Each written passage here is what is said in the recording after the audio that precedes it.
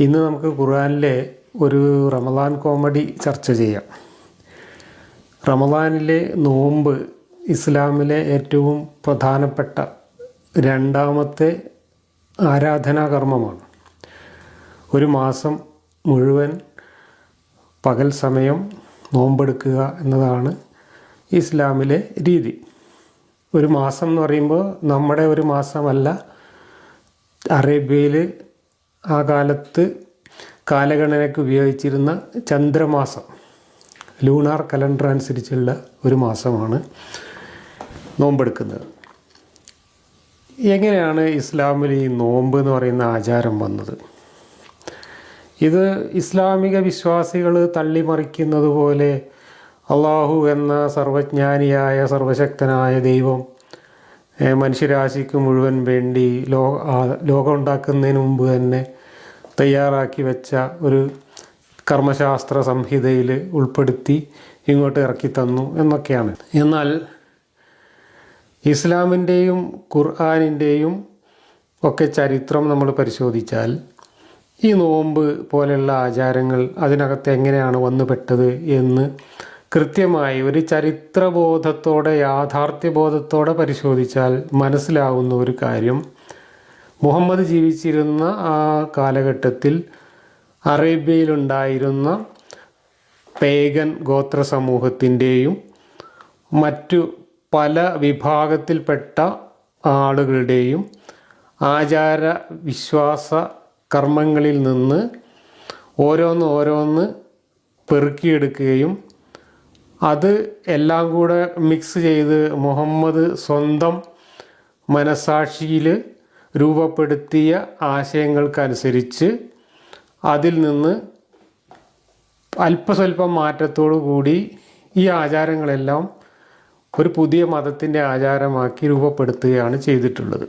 അത് നിസ്കാരമായാലും ശരി, നോമ്പായാലും ശരി, ഹജ്ജായാലും ശരി, ഇതെല്ലാം നമ്മൾ പരിശോധിച്ചാൽ അന്നത്തെ അറേബ്യയിൽ ജീവിച്ചിരുന്ന ഗോത്ര ജനവിഭാഗങ്ങൾക്കിടയിലെ വിശ്വാസങ്ങളെയും ആചാരങ്ങളെയും അതേപോലെ കടമെടുത്തുകൊണ്ട് അല്ലറ ചില്ലറ വ്യത്യാസങ്ങൾ വരുത്തിക്കൊണ്ട് മിക്സ് ചെയ്യുകയാണ് ചെയ്തത് എന്ന് കാണാം. ഹജ്ജ് ഒരു മിക്സിങ്ങും ഇല്ലാതെ പൂർണ്ണമായും പാഗൻ അറബുകളുടെ ഖുറൈശികളായ ബഹുദൈവാരാധകരായിരുന്ന ഇസ്ലാം മുശ്രിക്കുകൾ എന്ന് പരിഹസിച്ച് പറയുന്ന ആ വിഭാഗത്തിൻ്റെ ബഹുദൈവ ആരാധനയുടെ ഭാഗമായി നിലനിന്നിരുന്ന സാധനം അതേപടി എടുത്തിട്ട് ദൈവങ്ങളെല്ലാം ഒഴിവാക്കി അള്ളാഹു എന്ന ഒരു ദൈവത്തിനെയും ആ ഒരു ദൈവത്തിൻ്റെ വിഗ്രഹത്തെയും മാത്രം നിലനിർത്തിക്കൊണ്ട് അപ്പടി പകർത്തിയതാണ് ഹജ്ജ് എന്ന് പറയുന്ന ആചാരം. നിസ്കാരം എന്ന് പറയുന്ന ആചാരം അതുപോലെ തന്നെ ജൂതന്മാരിൽ നിന്നും അതുപോലെ അറേബ്യയിൽ അന്ന് അത്തരത്തിലുള്ള ആചാരങ്ങൾ നടത്തിയിരുന്ന മറ്റു വിഭാഗങ്ങളിൽ നിന്നൊക്കെ കടമെടുത്തിട്ട് മുഹമ്മദിൻ്റേതായ രീതിയിൽ ഇസ്ലാമിൽ നടപ്പിലാക്കി. ഇനി നോമ്പിൻ്റെ കാര്യം എന്താണ്? ഈ നോമ്പായാലും നിസ്കാരമായാലും ഹജ്ജായാലും ഇതിനെക്കുറിച്ചൊന്നും ഒരു ആചാരം അല്ലെങ്കിൽ ഒരു ആരാധനാ രീതി രൂപപ്പെടുത്തുമ്പോൾ മുഹമ്മദിൻ്റെ മനസ്സിൽ വളരെ കൃത്യവും മൂർത്തവുമായിട്ടുള്ള ഒരു ഐഡിയ ഉണ്ടായിരുന്നില്ല എന്നതും അത് പിന്നീട് ഒരു ട്രയൽ ആൻഡ് എറർ മെത്തേഡിലൂടെയും മറ്റുള്ളവരുമായിട്ട് കൺസൾട്ട് ചെയ്തിട്ടും മറ്റുള്ളവരുടെ അഭിപ്രായങ്ങൾക്കനുസരിച്ചും ഒക്കെ ഒന്ന് മിനുക്കിയെടുത്തുകൊണ്ട് പ്രായോഗികമാക്കുകയാണ് ചെയ്തത് എന്നും കാണാം.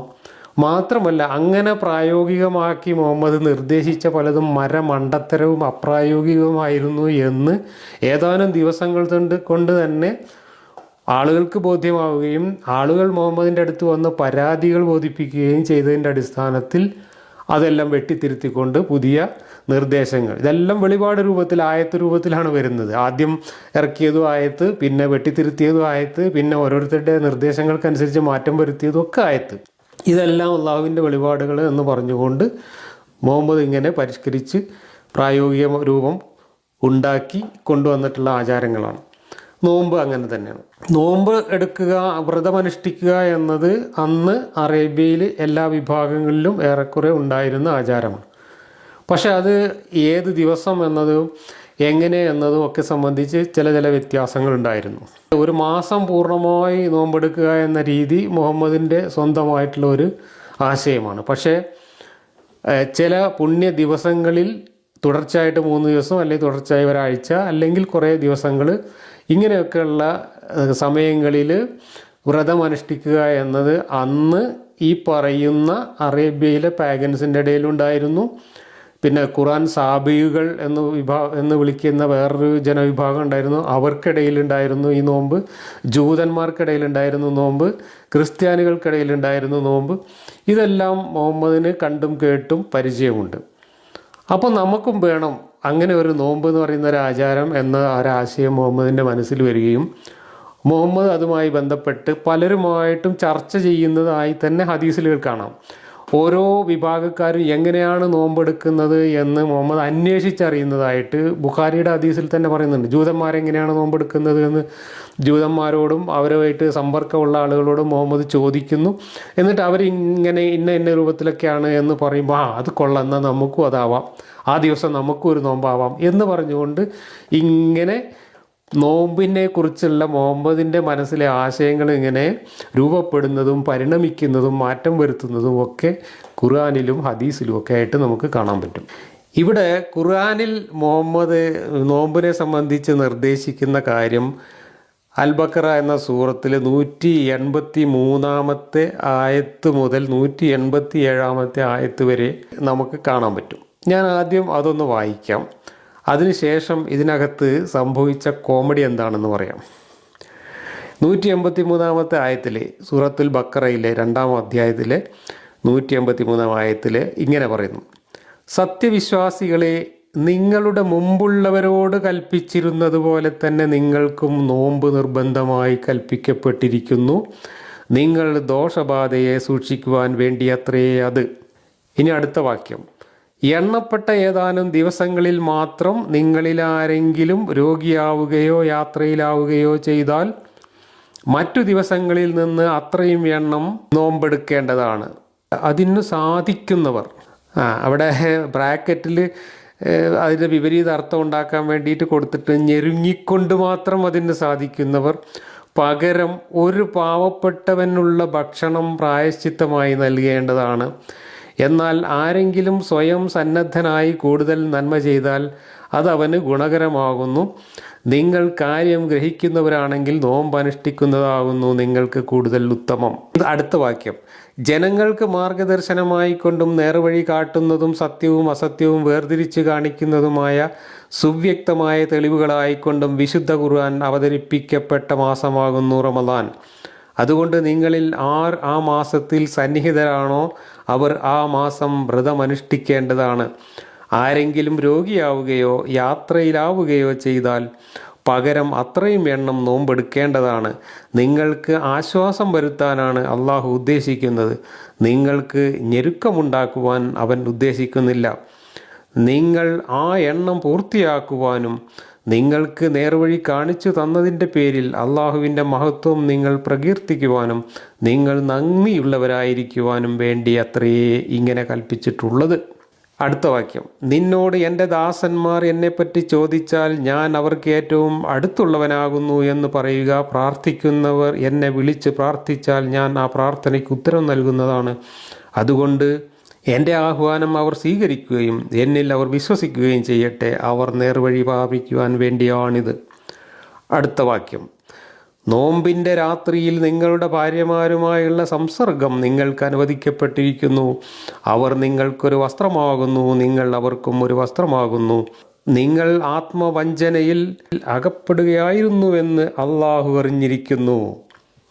അവിടെ ബ്രാക്കറ്റിൽ ഭാര്യാസമ്പർക്കം നിഷിദ്ധമായി കരുതിക്കൊണ്ട് നിങ്ങൾ ആത്മവഞ്ചനയിൽ അകപ്പെടുകയായിരുന്നു എന്ന് അള്ളാഹു അറിഞ്ഞിരിക്കുന്നു എന്നാണ് പരിഭാഷകർ കൊടുത്തിട്ടുള്ളത്. എന്നാൽ അള്ളാഹു നിങ്ങളുടെ പശ്ചാത്താപം സ്വീകരിക്കുകയും പൊറുക്കുകയും ചെയ്തിരിക്കുന്നു. അതിനാൽ ഇനിമേൽ നിങ്ങൾ അവരുമായി സഹവസിക്കുകയും അള്ളാഹു നിങ്ങൾക്ക് നിശ്ചയിച്ചത് തേടുകയും ചെയ്തുകൊള്ളുക. നിങ്ങൾ തിന്നുകയും കുടിക്കുകയും ചെയ്തുകൊള്ളുക. പുലരിയുടെ വെളുത്ത ഇഴകൾ കറുത്ത ഇഴകളിൽ നിന്ന് തെളിഞ്ഞു കാണുമാറാകുന്നതുവരെ, എന്നിട്ട് രാത്രിയാകും വരെ നിങ്ങൾ വ്രതം പൂർണ്ണമായി അനുഷ്ഠിക്കുകയും ചെയ്യുക. എന്നാൽ നിങ്ങൾ പള്ളികളിൽ ഈത്തിക്കാഫ് ഇരിക്കുമ്പോൾ അവരുമായി സഹവസിക്കരുത്. അള്ളാഹുവിൻ്റെ അതിർവരമ്പുകളാകുന്നു അവയൊക്കെ. നിങ്ങൾ അവയെ അതിലംഘിക്കുവാൻ അടുക്കരുത്. ജനങ്ങൾ ദോഷബാധയെ സൂക്ഷിക്കുവാനായി അള്ളാഹു അപ്രകാരം അവൻ്റെ ദൃഷ്ടാന്തങ്ങൾ അവർക്ക് വ്യക്തമാക്കി കൊടുക്കുന്നു. ഇതാണ് നോമ്പുമായി ബന്ധപ്പെട്ടുള്ള 3-4 വെളിപാടുകൾ. പക്ഷേ ഈ വെളിപാടുകളെല്ലാം ഒരേ സമയത്ത് തുടർച്ചയായിട്ട് വന്നതല്ല. പല സന്ദർഭങ്ങളിലായി പല ഘട്ടങ്ങളിലായി പറഞ്ഞിട്ടുള്ളതാണ്. ഇതിൽ ആദ്യം പറഞ്ഞ നോമ്പിൽ 1 മാസം എന്ന് പറയുന്നില്ല. അവിടെ എണ്ണപ്പെട്ട ഏതാനും ദിവസങ്ങൾ എന്ന് പറഞ്ഞുകൊണ്ട് വളരെ അവ്യക്തമായിട്ടാണ് പറഞ്ഞിരിക്കുന്നത്. എന്നാൽ പിന്നീടാണ് 1 മാസം എന്നുള്ള നിർദ്ദേശം വരുന്നത്.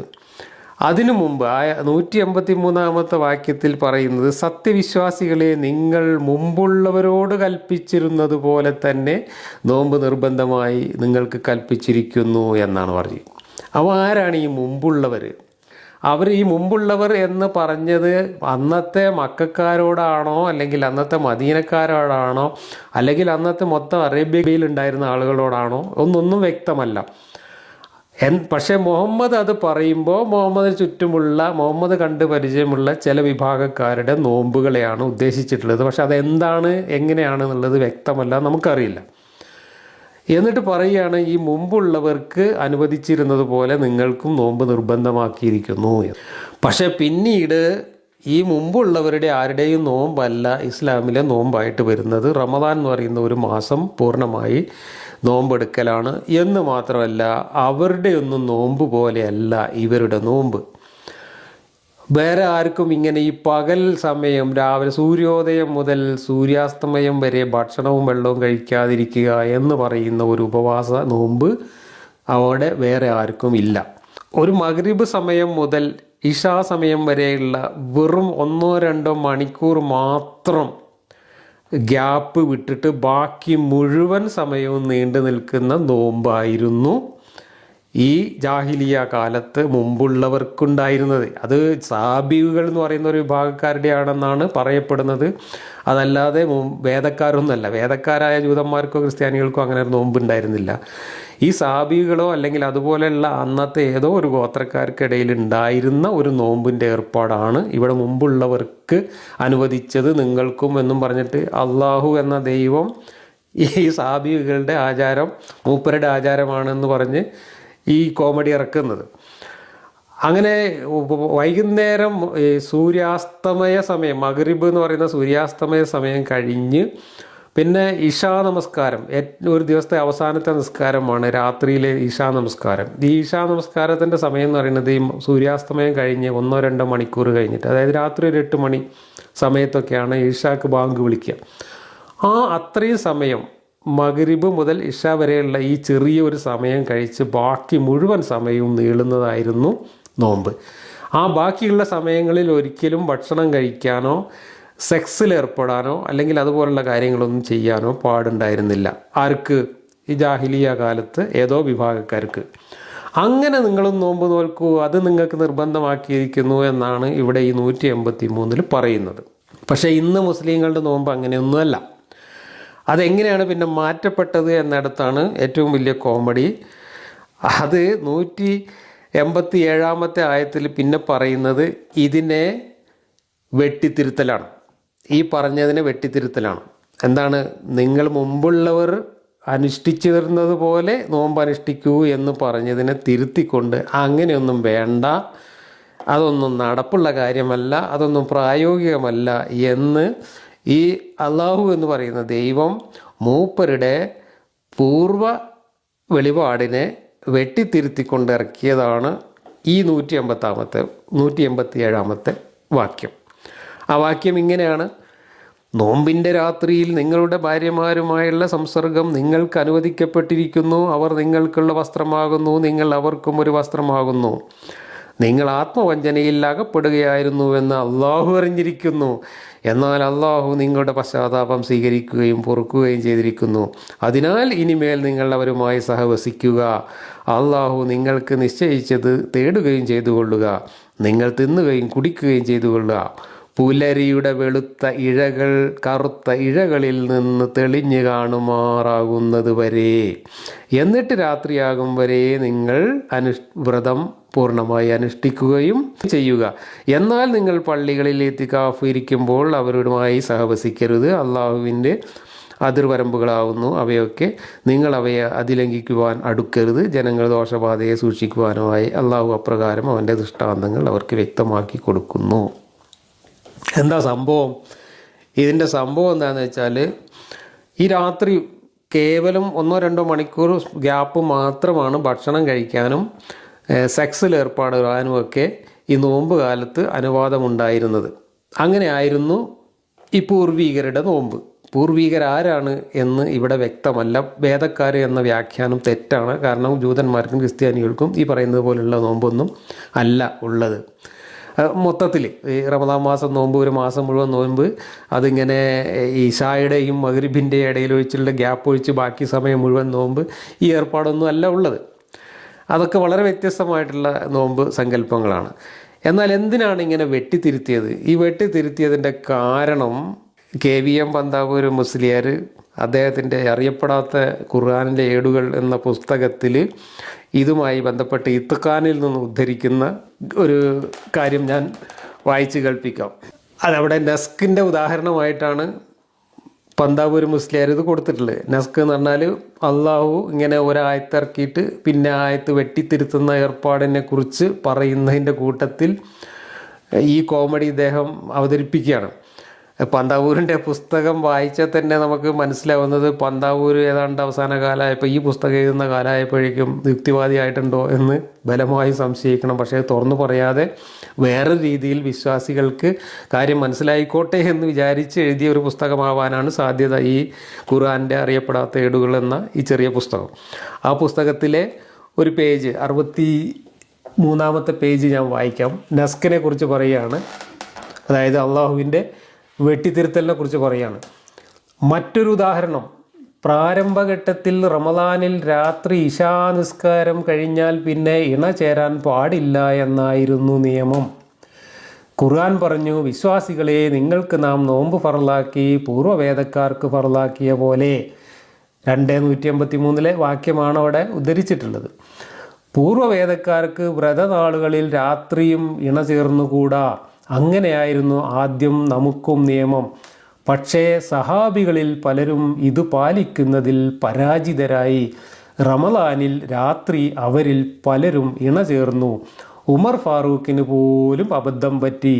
അദ്ദേഹം നബിയോട് പിറ്റേന്ന് സങ്കടം പറഞ്ഞു, ഈ നിയമം പാലിക്കാൻ കഴിയുന്നില്ല, മനുഷ്യനല്ലേ, എന്തു ചെയ്യും? ഉടനെ ഈ ആയത്ത് അവതരിച്ചു. ഏതായത്ത്? ഈ 187-ാമത്തെ ആയത്ത്. നോമ്പിൻ്റെ രാവുകളിൽ സ്ത്രീകളുമായി ഇണചേരൽ നിങ്ങൾക്ക് ഹലാലാക്കിയിരിക്കുന്നു. അവർ നിങ്ങളുടെയും നിങ്ങൾ അവരുടെയും വസ്ത്രമാണ്. നിങ്ങൾ തന്നെത്താൻ വഞ്ചിച്ചിരുന്നത് അള്ളാഹു അറിഞ്ഞു. നിങ്ങൾക്ക് അള്ളാഹു മാപ്പ് തന്നിരിക്കുന്നു. ഇനി തുടർന്നുള്ള ഒരു കമൻറ്റും കൂടെ വായിക്കാം. ഇവിടെയാണ് ഇടമറുക് എന്ന പൊരുത്തം കെട്ടവൻ ചോദിച്ചത്. ഉമർ ഖത്താബ് തുറന്നു പറഞ്ഞതുകൊണ്ടല്ലേ അള്ളാഹു ഇതറിഞ്ഞത് എന്ന്. ജഹ്ലു മുറക്കബിനോട് എന്തു പറയാൻ? നമുക്കത് അവഗണിക്കാം. ഇവിടെയും ആശയമേ ദുർബലപ്പെടുത്തിയിട്ടുള്ളൂ. പദങ്ങൾ ഇന്നുമുണ്ട്. നോക്കൂ, KVM പന്താവൂർ ഇടമറുക് പറഞ്ഞതിനേക്കാൾ വിശ്വാസികളിൽ സംശയം ജനിപ്പിക്കുന്ന തരത്തിൽ അവതരിപ്പിച്ചിരിക്കുകയാണ് ഈ കാര്യം. അപ്പോൾ ഇവിടെ വ്യക്തമാണ്, ഇവിടെ അള്ളാഹു ആദ്യം ഒരു ആയത്തിറക്കുന്നു. ഈ ആയത്ത് പ്രായോഗികമല്ല എന്ന് അന്നത്തെ സഹാബികൾക്ക് അനുഭവത്തിലൂടെ ബോധ്യമാകുന്നു. അങ്ങനെ ബോധ്യമായപ്പോൾ അവർ പരാതി പറയുന്നു. പരാതി പറയുന്ന കൂട്ടത്തിൽ ഉമർ ഖത്താബ് വന്നിട്ട് ആ ആയത്തിനെ തന്നെ വീറ്റോ ചെയ്യുന്ന രീതിയിൽ വേറെ ആയത്തിറക്കാൻ മുഹമ്മദിനോട് ആവശ്യപ്പെടുന്നു. ഉമർ ഖത്താബ് അങ്ങനെ ഒരുപാട് സന്ദർഭങ്ങളിൽ അള്ളാഹുവിനെ കൊണ്ട് ആയത്തിറക്കിച്ചിട്ടുണ്ട്. മുഹമ്മദ് ഇറക്കിയ പല ആയത്തും വെട്ടി തിരുത്തിച്ചിട്ടുണ്ട്. മുഹമ്മദ് ഇറക്കിയ ആയത്ത് ഉമർ ഖത്താബ് എടുത്ത് ദൂരെ കളഞ്ഞിട്ടുണ്ട്. മുഹമ്മദ് ഇറക്കിയ ആയത്തിലെ ആശയങ്ങൾ ഉമർ ഖത്താബ് റദ്ദാക്കിയിട്ടുണ്ട്. അയാളുടെ ഭരണകാലത്ത് ഖുർആനിലെ പല ആശയങ്ങളെയും അദ്ദേഹം തിരുത്തിയിട്ടുണ്ട്. ഇങ്ങനെ ഒരുപാട് സംഭവങ്ങൾ. ഉമർ ഖത്താബ് പലപ്പോഴും അള്ളാഹുവിനെ വീറ്റോ ചെയ്തതായിട്ട് ഇസ്ലാമിൻ്റെ ചരിത്രത്തിലും ഖുർആൻ്റെ ചരിത്രത്തിലും കാണാം. ഇവിടെ ഉമർ ഖത്താബ് ഈ ആയത്തിനെ അള്ളാഹു എങ്ങനെയാണ് നോമ്പെടുക്കണം എന്ന് പറഞ്ഞ് ആദ്യം ഇറക്കിയ ആയത്തിനെ വീറ്റോ ചെയ്യുകയാണ്. ആ ഉമറിൻ്റെ വീറ്റോ പവർ മുഹമ്മദ് അംഗീകരിച്ചിട്ട് ആയത്ത് മാറ്റിയിറക്കുകയാണ്. എന്താ സംഭവം? ഈ കുറഞ്ഞ ഗ്യാപ്പ് സമയത്തിൻ്റെ ഉള്ളിൽ മാത്രമേ ഭക്ഷണം കഴിക്കാനും സെക്സ് ചെയ്യാനും ഒക്കെ പാടുണ്ടായിരുന്നുള്ളൂ. ആ ഒരു മാസം നോമ്പുണ്ടായിരുന്ന കാലത്ത് ആ ഒരു മാസം പൂർണ്ണമായും സെക്സ് ഒന്നും ചെയ്യാൻ പാടില്ല എന്ന വിശ്വാസവും ഉണ്ടായിരുന്നു എന്നും അഭിപ്രായമുണ്ട്. അങ്ങനെ ഒരു മാസം നീണ്ടു നിൽക്കുന്ന വ്രതം, ആ വ്രതത്തിൽ അത്യാവശ്യം ഭക്ഷണം കഴിക്കാൻ ചെറിയൊരു ഗ്യാപ്പ് വെച്ച് ബാക്കി കാര്യങ്ങളിൽ നിന്നൊക്കെ മനുഷ്യർ വിട്ടു നിൽക്കണം. ഒരു മാസം സെക്സ് പോലുള്ള കാര്യങ്ങളിൽ നിന്ന് വിട്ടു നിൽക്കണം എന്നായിരുന്നു എന്നും അഭിപ്രായമുണ്ട്. അതല്ല, ഈ ഒരു ദിവസത്തിലെ ഈ 1-2 മണിക്കൂർ സമയം മാത്രം ഒഴിച്ച് ബാക്കി എല്ലാ സമയവും വിട്ടു നിൽക്കണം എന്നായിരുന്നു എന്നും അഭിപ്രായമുണ്ട്. ഏത് തന്നെയായാലും അതൊന്നും പ്രായോഗികമല്ല എന്നതിൻ്റെ അനുഭവസ്ഥർ വന്നിട്ട് പരാതി പറഞ്ഞപ്പോഴാണ് അള്ളാഹു ഇത് തിരുത്തുന്നത്. ആ തിരുത്തുന്ന അള്ളാഹു ആരാണ് എന്നൊക്കെ കോമൺ സെൻസ് ഉള്ള ആളുകൾക്ക്, കോമൺ സെൻസിൻ്റെ ശരാശരിയുള്ള ആളുകൾക്ക് മനസ്സിലാവും. എന്തായാലും ഇവിടെ ഉമ്മർ മാത്രമല്ല, ഉമ്മറാണ് സെക്സിൻ്റെ കാര്യത്തിൽ പരാതി പറഞ്ഞത്. എന്നാൽ ഭക്ഷണത്തിൻ്റെ കാര്യത്തിൽ പരാതി പറയുന്നത് വേറൊരാളാണ്.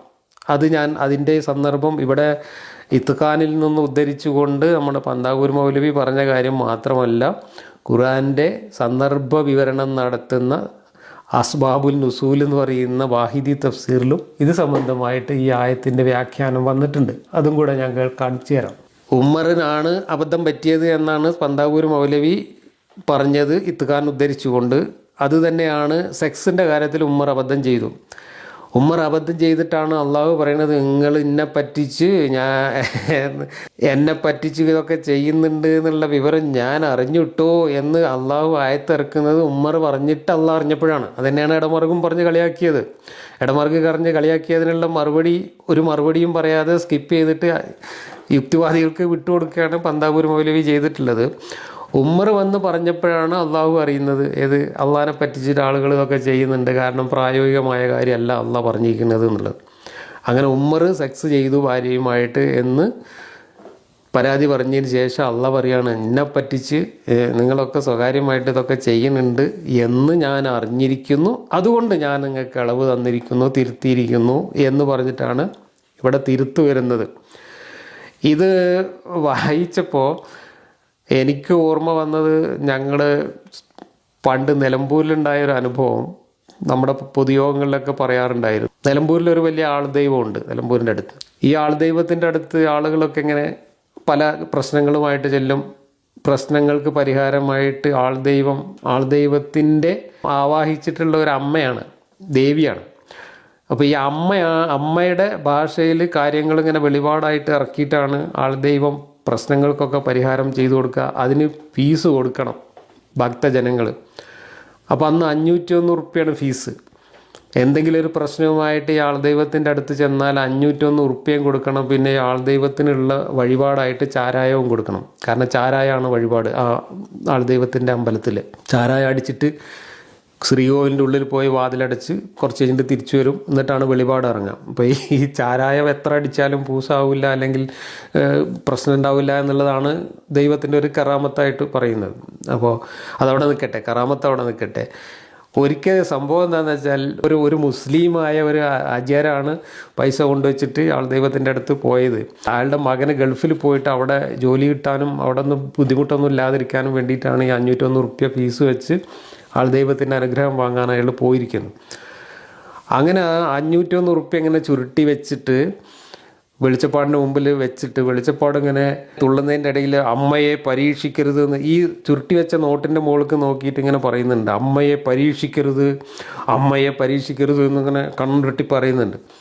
അപ്പോൾ ഈ സംഭവം എന്ന് വെച്ചാൽ, ഈ വെളിച്ചപ്പാട് 500ൻ്റെ നോട്ട് ഇറങ്ങിയ കാലമാണത്. 500ൻ്റെ നോട്ട് ആദ്യമായിട്ട് ഇറങ്ങിയ സമയമാണ്. അപ്പോൾ 500ൻ്റെ നോട്ട് ഇറങ്ങിയ കാര്യം വെളിച്ചപ്പാടിന് അറിയില്ല. അപ്പോൾ അടുത്ത വെളിപാട് വരികയാണ്, 500 രൂപയുടെ നോട്ട് ഇറങ്ങിയ കാര്യം അമ്മ അറിഞ്ഞിരുന്നില്ല, ഏതായാലും ഭക്തൻ്റെ ഈ വഴിപാട് അമ്മ സ്വീകരിച്ചിരിക്കുന്നു എന്ന് പറഞ്ഞിട്ട് രണ്ടാമത് വെളിപാട് വരികയാണ്. അപ്പോൾ ഇവിടെ വെളിച്ചപ്പാടായ ദൈവത്തിന് 500ൻ്റെ നോട്ട് ഇറങ്ങിയ കാര്യം അറിയില്ല. അതുകൊണ്ട് ആ വെളിച്ചപ്പാടിൻ്റെ ദൈവമായ അമ്മയ്ക്കും 500ൻ്റെ നോട്ട് ഇറങ്ങിയത് അറിഞ്ഞുമായിരുന്നില്ല. അങ്ങനെ ഈ 500-ൻ്റെ നോട്ട് നിവർത്തി കാണിച്ചു കൊടുത്തിട്ട് ഇത് 500-ൻ്റെ നോട്ടാണ് എന്ന് പറഞ്ഞ് 501 ഉറുപ്പ്യ തന്നെയാണ് ഇവിടെ വെച്ചിരിക്കുന്നത് എന്ന് പറഞ്ഞപ്പോഴാണ് അമ്മയെ പരീക്ഷിക്കരുത് എന്ന് പറഞ്ഞ് കണ്ണുരുട്ടി ചൂടായിരുന്ന ദൈവത്തിന് സമനില വന്ന തിരിച്ചു കിട്ടിയത്. അങ്ങനെ ദൈവം പിന്നെ പറയണോ 500-ൻ്റെ നോട്ട് ഇറങ്ങിയത് അമ്മ അറിഞ്ഞിരുന്നില്ല, അതുകൊണ്ടാണ് ക്ഷമിക്കണം എന്ന് പറഞ്ഞിട്ട് ഈ ദൈവം ഭക്തനോട് ക്ഷമ ചോദിക്കുന്ന ഒരു കോമഡി. ഈ കോമഡി ഞങ്ങൾ അവിടെ സംഭവിച്ച കാര്യമാണ്. ഈ കോമഡി ഞങ്ങൾ യുക്തിവാദി സംഘത്തിൻ്റെ മീറ്റിങ്ങിലൊക്കെ പറയുമ്പോൾ തമാശയായിട്ട് പറയാറുണ്ടായിരുന്നു. അതേ തമാശയാണ് ഇവിടെ, അതേ കോമഡിയാണ് ഇവിടെയും വരുന്നത്. ഈ മനുഷ്യന്മാർക്ക് ഒരു മാസം സെക്സ് ചെയ്യാതെ ഒന്നും നോമ്പൊലുക്കാൻ പറ്റില്ല എന്ന്, അതല്ലെങ്കിൽ ഈ കുറഞ്ഞ ഒരു സമയം മാത്രം കൊടുത്തു കഴിഞ്ഞാൽ അതിനെ ലംഘിച്ചുകൊണ്ട് മനുഷ്യരിതൊക്കെ ചെയ്യും എന്ന കാര്യം അനുഭവസ്ഥരായ ഉമ്മറും കൂട്ടരും വന്ന് വെളിച്ചപ്പാടിൻ്റെ അടുത്ത് പരാതി പറഞ്ഞപ്പോഴാണ് അള്ളാഹു എന്ന് പറയുന്ന ദൈവത്തിന് ഇത് മനസ്സിലാവുന്നത്, ഇത് പ്രായോഗികമല്ല എന്ന് മനസ്സിലാവുന്നത്. എന്നിട്ട് ആ ദൈവം തിരുത്തുകയാണ്. ആദ്യം ഇറക്കിയ ആയത്ത് തിരുത്തിയിട്ട് പിന്നെ നോമ്പിൻ്റെ ചട്ടങ്ങൾ മാറ്റുകയാണ്. എന്താ മാറ്റിയത്? നേരത്തെ 183-ാമത്തെ ആയത്തിൽ വേദക്കാർക്ക് എന്ന് ഖുർആനിൽ പറഞ്ഞിട്ടില്ല, അത് വ്യാഖ്യാതാക്കൾ പറയുന്നതാണ്. മുമ്പുള്ളവർക്ക് അനുവദിച്ചിരുന്ന നോമ്പ് അല്ലെങ്കിൽ മുമ്പുള്ളവർ അനുവർത്തിച്ചിരുന്ന നോമ്പ് അതേപോലെ നിങ്ങൾ അനുവർത്തിക്കണം എന്ന ആയത്തിറക്കിയ അള്ളാഹു, എന്നാൽ പിന്നെ അങ്ങനെയൊന്നും വേണ്ട, നിങ്ങൾക്ക് അതിനൊക്കെ ബുദ്ധിമുട്ടാണെന്ന് അള്ളാഹുവിന് ഇപ്പോൾ മനസ്സിലായിക്കണ്. അതുകൊണ്ട് ഇനി നിങ്ങൾ എങ്ങനെ ചെയ്താൽ മതി? ഇനി നിങ്ങൾ നേരം വെളുക്കോളം ഭക്ഷണം കഴിക്കുകയും നേരം വെളുക്കോളം സെക്സ് ചെയ്യുകയൊക്കെ ചെയ്തോളൂ. എന്നിട്ട് നിങ്ങൾ നേരം വെളുക്കുന്നത് മുതൽ നേരം വൈകുന്നേരം ആകുന്നത് വരെ മാത്രം നോമ്പെടുത്താൽ മതി എന്ന് പറയുകയാണ്. ഈ നേരം വെളുത്തു എന്നത് എങ്ങനെയാണ് മനസ്സിലാക്കുക? അന്നത്തെ അറബികൾ നേരം വെളുക്കാനായി എന്ന് മനസ്സിലാക്കിയിരുന്ന ഒരു രീതിയുണ്ട്. ആ രീതിയാണ് അള്ളാഹു അവിടെ പറയുന്നത്. എന്താ രീതി? ഒരു കറുത്ത നൂലും ഒരു വെളുത്ത നൂലും കാലിൻ്റെ അടിയിൽ വെച്ചിട്ട് എണീറ്റ് നിന്നിട്ട് ഇങ്ങനെ നോക്കുക. അപ്പോൾ കറുപ്പും വെളുപ്പും വേർതിരിച്ചറിയാൻ പറ്റുന്നുണ്ടെങ്കിൽ നേരം വെളുത്തു തുടങ്ങി എന്നാണ് അർത്ഥം. ആ കറുത്ത നൂലും വെളുത്ത നൂലും വേർതിരിച്ചറിയാൻ പറ്റണില്ലെങ്കിൽ രാത്രിയാണ് എന്നാണ് കണക്കാക്കുക. ഇവിടെ അള്ളാഹ് പറഞ്ഞു കൊടുക്കുകയാണ്, നിങ്ങൾ രണ്ട് നൂല് വെച്ചിട്ട് ആ നൂല് രണ്ടും തമ്മിൽ വേർതിരിച്ചാൽ അറിയാനാവുന്ന സമയം മുതൽ പിന്നെ വൈകുന്നേരം അതുപോലെ അത് വേർതിരിച്ചറിയാൻ പറ്റാതാവുന്നത് വരെ, അതാണ് പകൽ. സൂര്യൻ്റെ ഉദയം മുതൽ അസ്തമയം വരെ എന്ന് പറയുന്നതിന് പകരം കറുത്ത നൂലും വെളുത്ത നൂലും വേർതിരിച്ചറിയാവുന്ന സമയം നോക്കിയിട്ട് നിങ്ങൾ പകൽ സമയത്ത് ഭക്ഷണം കഴിക്കാതിരിക്കുകയും പകൽ സമയത്ത് സെക്സ് ചെയ്യാതിരിക്കുകയും ചെയ്താൽ മതി. എന്നാൽ ഇത്തിക്കാഫ് ഇരിക്കുന്നവർ ഒരിക്കലും സെക്സ് ചെയ്യാൻ പോകരുത് എന്നൊക്കെ പറഞ്ഞുകൊണ്ട് ആയത്ത് ഇവിടെ തിരുത്തുകയാണ് ചെയ്യുന്നത്. നോക്കൂ നിങ്ങൾ ഇതിനകത്തുള്ള ഒരു കോമഡി. അതുപോലെ തന്നെ ഭക്ഷണം കഴിക്കുന്ന കാര്യത്തിൽ ഒരിക്കൽ ഒരു ചങ്ങാതി, ആ ചങ്ങാതിയുടെ പേര് പറയുന്നുണ്ട്, എന്താ, ഖൈസ് ഇബ്നു സിർമ അൽ അൻസാരി. ഖൈസ് ഇബ്നു സിർമ അൽ അൻസാരി എന്ന് പറയുന്ന ചങ്ങാതി നോമ്പ് തുറന്നതിന് ശേഷം ഭാര്യയോട് ഭക്ഷണം കൊണ്ടുവരാൻ പറഞ്ഞു. അപ്പോൾ ഭാര്യ ഭക്ഷണം ഉണ്ടാക്കി കൊണ്ടുവന്നപ്പോഴേക്ക് ഇയാൾ ക്ഷീണം കൊണ്ട് ഉറങ്ങിപ്പോയി. അങ്ങനെ കുറച്ച് നേരം ഉറങ്ങിയപ്പോൾ ഭാര്യ പിന്നെ അയാളെ വിളിച്ചുകൊണ്ടാൻ നിന്നില്ല. കുറച്ച് കഴിഞ്ഞിട്ട് അയാൾ ഈ പറഞ്ഞ സമയം കഴിഞ്ഞിട്ടാണ് ഉണർന്നത്. അത് കാരണം അന്നത്തെ നിയമം അനുസരിച്ച്, ഈ പറഞ്ഞ നിയമം അനുസരിച്ച്, പൂർവീകരുടെ നോമ്പനുസരിച്ച് അയാൾക്ക് പിന്നെ ഭക്ഷണം കഴിക്കണമെങ്കിൽ പിറ്റേന്ന് രാത്രിയാവണം. അപ്പോൾ നോമ്പ് തുറക്കാനുള്ള സമയത്ത് ഈ കുറഞ്ഞ സമയം ഭക്ഷണം കഴിച്ചില്ലെങ്കിൽ പിന്നെ 2 ദിവസം തുടർച്ചയായിട്ട് നോമ്പെടുക്കണം. ഭക്ഷണം കഴിക്കാനും വെള്ളം കുടിക്കാനും പാടില്ല. അങ്ങനെ ഇയാൾ 2ാമത്തെ ദിവസം നോമ്പെടുത്തു, ഈ ഭക്ഷണം കഴിക്കാതെ നോമ്പെടുത്തു. ആ ഉച്ചയായപ്പോഴേക്കും അയാൾ തളർന്നു വീണു എന്നാണ് ഇതിൽ പറയുന്നത്. അതുകൊണ്ട് അയാളും വന്നിട്ട് പരാതി പറഞ്ഞു, ഇത് ശരിയായൊരു ഏർപ്പാടല്ല, നടപ്പില്ലാത്ത കാര്യമാണ്. ഈ രാത്രി ഒരു 1-2 മണിക്കൂർ സമയം മാത്രം ഭക്ഷണം കഴിക്കാൻ പാടുള്ളൂ എന്ന് പറഞ്ഞു കഴിഞ്ഞാൽ, എന്തെങ്കിലും കാരണം കൊണ്ട് ആ സമയത്ത് ഭക്ഷണം കഴിക്കാൻ കഴിയാതെ പോയാൽ പിന്നെ പിറ്റേന്ന് രാത്രി വരെ ഭക്ഷണം കഴിക്കാതെ നോമ്പെടുക്കണം എന്ന് പറഞ്ഞാൽ ഉച്ചയാകുമ്പോഴേക്ക് തളർന്ന് വീഴും. പ്രത്യേകിച്ച് വേനൽക്കാലമൊക്കെ ആണെങ്കിൽ തളർന്ന് വീഴും എന്ന് ഇയാൾ വന്നിട്ട് നബീൻ്റെ അടുത്ത് പരാതി പറഞ്ഞു. അതുപോലെ തന്നെ ഈ ഒരു സമയത്ത് മാത്രമേ സെക്സ് ചെയ്യാൻ പാടുള്ളൂ എങ്കിൽ ആ ഒരു പ്രത്യേക സമയത്ത് ഈ നോമ്പ് പറ്റിട്ട് ഭക്ഷണം കഴിച്ച് ക്ഷീണം മാറുന്നതിന് മുമ്പ് സെക്സ് ചെയ്യുക എന്ന് പ്രായോഗികമല്ല. പിന്നെ കുറച്ച് കഴിഞ്ഞിട്ടാണ് സെക്സ് ചെയ്യാനൊക്കെ തോന്നുന്നത്. അത് ഉമ്മറും അങ്ങനെ അള്ളാനെ പറ്റിച്ചും നബീനെ പറ്റിച്ചും സെക്സ് ചെയ്തു. എന്നിട്ട് നബീൻ്റെ അടുത്ത് വന്നിട്ട് നിങ്ങൾ എന്ത് ഒലക്കയിലെ ആയത്താണ് ഈ ഇറക്കിയിരിക്കുന്നത്. ഇതൊന്നും മനുഷ്യനെ കൊണ്ട് പ്രായോഗികമല്ല, എനിക്ക് പോലും ഇതൊന്നും ചെയ്യാൻ പറ്റില്ല എന്ന് പറഞ്ഞു പരാതി പറഞ്ഞപ്പോൾ അത് വെട്ടിത്തിരുത്തിയിട്ട് എന്നാൽ പിന്നെ അങ്ങനെയൊന്നും വേണ്ട, നിങ്ങൾ രാത്രി നേരം വെളുക്കോളം സെക്സ് ചെയ്തോ, നേരം വെളുക്കോളം ഭക്ഷണം കഴിച്ചോ എന്ന് പറഞ്ഞിട്ട് ആയത്ത് തിരുത്തി ഇറക്കി. ഇങ്ങനെയാണ് ഇസ്ലാമിലെ നോമ്പ് എന്ന് പറയുന്ന സാധനം ഉണ്ടായത്. അപ്പോൾ പൂർവീകരെ എന്ത് ചെയ്യുന്നു, ഈ പൂർവീകർ എന്ന് പറഞ്ഞാൽ മുഹമ്മദിന് പരിചയമുള്ള ആ നാട്ടുകാർ എന്ത് ചെയ്യുന്നു എന്ന് നോക്കിയിട്ട് മൂപ്പർ ഓരോരുത്തരെ വിളിച്ച് ചോദിക്കുന്നതായിട്ട് ഹദീസുണ്ട്, ബുഖാരിയിലുണ്ട്. ചോദിക്കുകയാണ്, നിങ്ങളെങ്ങനെയാണ് നോൽമ്പ് വെക്കണതെന്ന് ചോദിക്കുമ്പോൾ ജൂതന്മാർ പറഞ്ഞു കൊടുക്കുക ഞങ്ങൾ എങ്ങനെയൊക്കെയാണ്. മറ്റേ സാബികളെ കാണുമ്പോൾ ഓരോട് നിങ്ങളെങ്ങനെയാണ് നോൽമ്പ് വെക്കണതെന്ന് ചോദിക്കുക. അപ്പോൾ ഓരോ നോൽക്കുന്ന മാതിരി പറഞ്ഞു കൊടുക്കുക. ഇങ്ങനെ മുശ്രിക്കുകൾ നോൽക്കുന്ന പിന്നെ മുഹമ്മദിന് നേരത്തെ പരിചയമുണ്ട്. ഇങ്ങനെ കേട്ടും കണ്ടും ചുറ്റുപാടും പരിചയമുള്ള ആളുകൾ എന്ത് ചെയ്യുന്നു എന്ന് അന്വേഷിച്ചിട്ട് അത് ആയത്തായിട്ട് ഇറക്കാം. എന്നിട്ട് അത് പ്രായോഗികമല്ല എന്ന് നാട്ടുകാർ വന്ന് പറയുമ്പോൾ, അല്ലെങ്കിൽ ഉമ്മർ വന്ന് പറയുമ്പോൾ, അല്ലെങ്കിൽ വേറെ ആരെങ്കിലും വന്ന് പരാതി പറയുമ്പോൾ, എന്നാൽ അങ്ങനെ വേണ്ട, എന്നാൽ ഇങ്ങനെ അയക്കുമോ എന്ന് പറഞ്ഞിട്ട് വെട്ടിത്തിരുത്തുക. ഇതാണ് ഖുർആനിലെ സ്ഥിരം പതിവ്. നിസ്കാരത്തിൻ്റെ കാര്യത്തിലും ഇങ്ങനെ തന്നെയാണ്. നിസ്കാരം നേരം വെളുക്കോളം നിസ്കരിക്കാൻ പറഞ്ഞാൽ ആദ്യം ആയത്തിറക്കി. പിന്നെ ആൾക്കാർക്ക് ഉറക്കമൊഴിച്ച് ഇങ്ങനെ നിന്ന് നിസ്കരിച്ച് നീര് കെട്ടി പിറ്റേന്ന് പണിക്ക് പോകാനും കച്ചവടത്തിന് പോകാനൊന്നും പറ്റാതായി ഇടങ്ങാറായി അവർ പരാതി പറഞ്ഞപ്പോൾ എന്നാൽ അങ്ങനെ നിസ്കരിച്ചണ്ട, എന്നാൽ പറ്റണമായി നിസ്കരിച്ചോളൂ എന്നിട്ട് രണ്ടാമതായത്തിറക്കി. അതുപോലെ മുഹമ്മദ് നബിനെ കാണാൻ വരുന്നവർ എന്തെങ്കിലുമൊക്കെ പൈസ കൊടുക്കണമെന്ന് ആദ്യം പറഞ്ഞിട്ട് ഫീസ് കൊടുക്കണം എന്ന് പറഞ്ഞിട്ട് ആയത്തിറക്കി.